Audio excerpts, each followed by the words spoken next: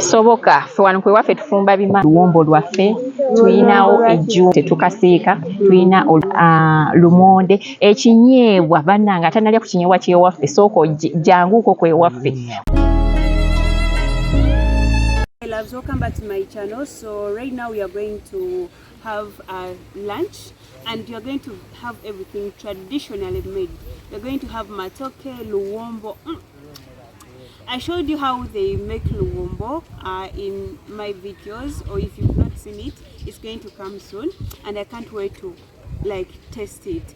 We have juice, the way they make their juice without sugar, but it's to die for. So guys, I'm going to take you through. I'm going to be eating lunch with you, but first let's see what the singers have got for us in store.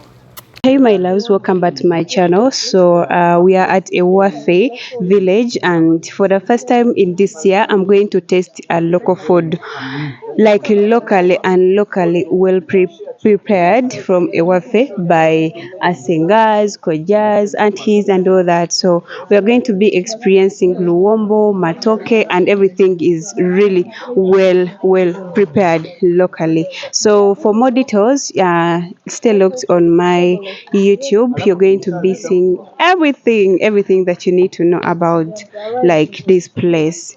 It's in Nagalama, along Kayunga Road. I think 1.5 hours from town, 2 hour drive from town, to be on safe side. And yeah, so we have Luwombo here. We prepared Luwombo or Jalula Masao, and look at these. They look like calabashes, but it's locally made actually. I really love it. So I can't wait to share this lunch with you. Yeah.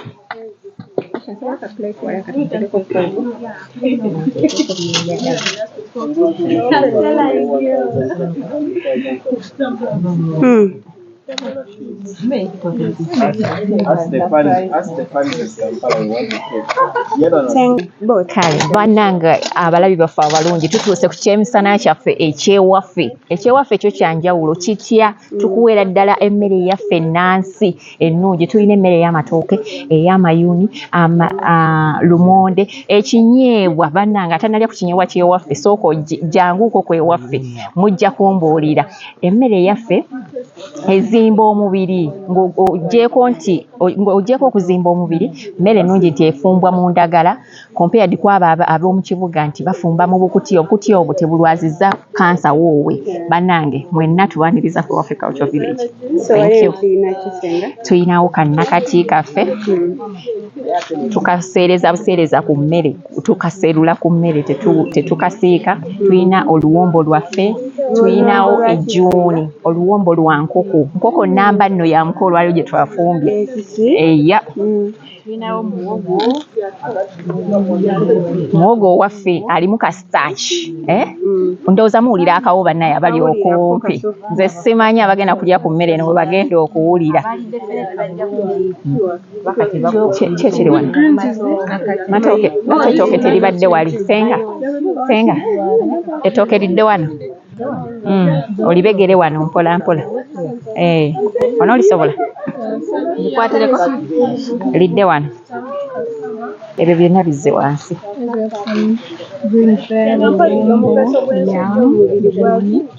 Omusujju ndowooza is a body building food oba kiyinzika okuba. Hi you guys. We are here trying to have food, the traditional culture. Nejiike ennene zze.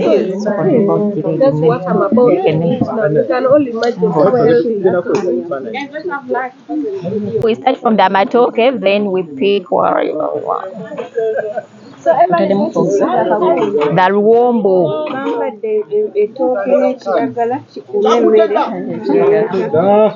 We're serving a mama.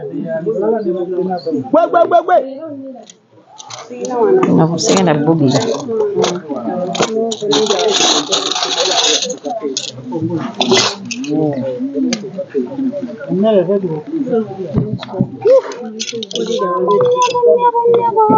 Genda kupaka kuwulira bubi.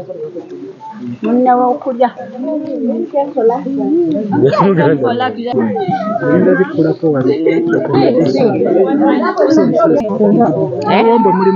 Luwombo lwa nkoko mukama wange.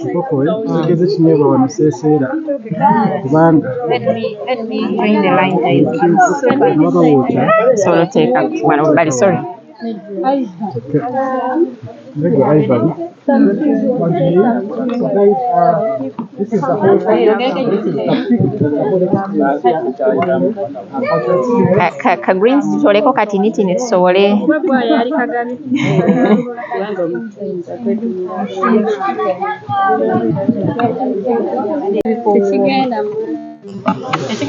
Soboka fe wano kwe waffe tufumba bima.